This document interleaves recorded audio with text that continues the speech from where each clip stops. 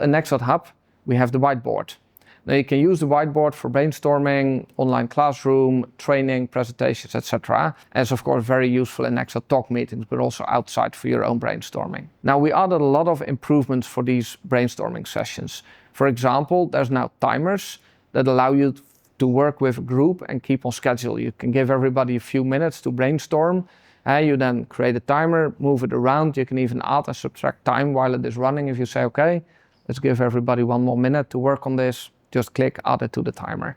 So it's super easy. Another nice feature is voting. So you can conduct a little poll to make a team decision. You can then render the result for everyone even on the whiteboard. So then for the next time you can, look and say, hey, we have the results here from last time.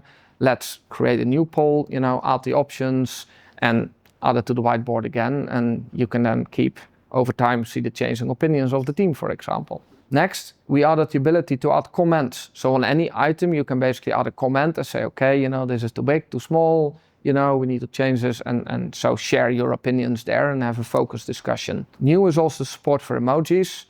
You can use them maybe to respond to ideas, but yeah, you just drop in an emoji.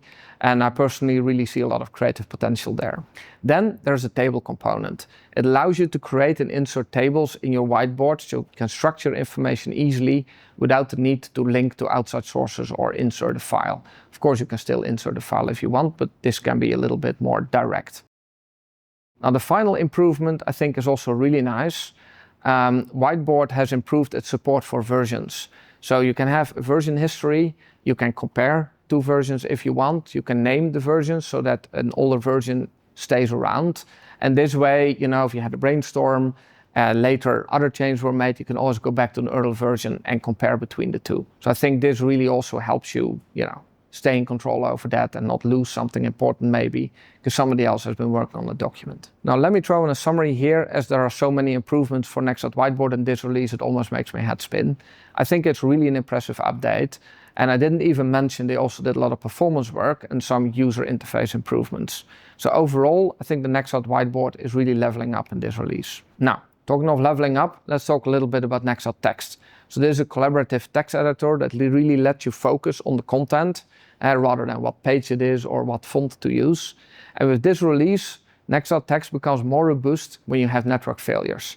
So, if you're flexible and travel a lot or working from a cafe, sometimes you're dealing with unstable connections. And with Hub 26 Winter, Nextcloud Text, as well as our knowledge-based collectives, make editing more robust when there's a bad network. So even if the network fails for a little bit, you can continue editing. The changes will be saved locally, and when you connect back to the network, they will insert it back into the document, even if you're working with other people. Now, the second feature I want to mention is the second most upvoted feature actually on GitHub for Nextcloud Text.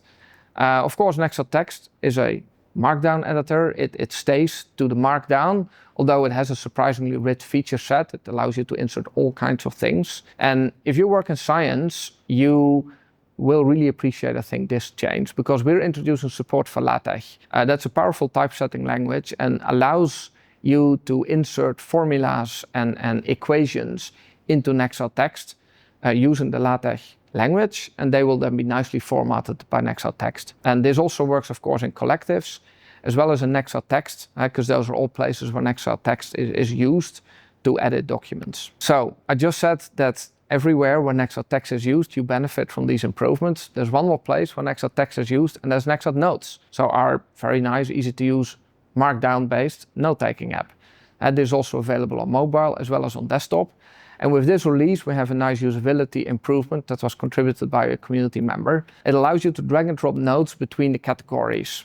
This is really making it easier, of course, to create categories, to add notes to it, and to just structure your notes. There have also been some improvements to the mobile Notes app. So once again, we're looking forward to hear what you think of the Nextcloud Notes app and, help us, join us in improving the app further. Finally, I have some news for the almost 100,000 administrators that are running Nextcloud in the all-in-one Docker image. I've talked about it before. Nextcloud Text is very flexible. It's designed not to lock you into a single solution or one way of working.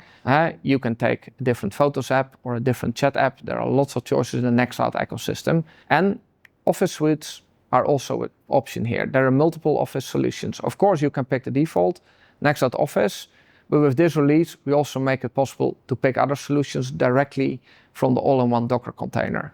So choosing and switching is easier this way, and well, that gives you an option to compare your choices and let the people who are on your Nextcloud server try out and see what they like best.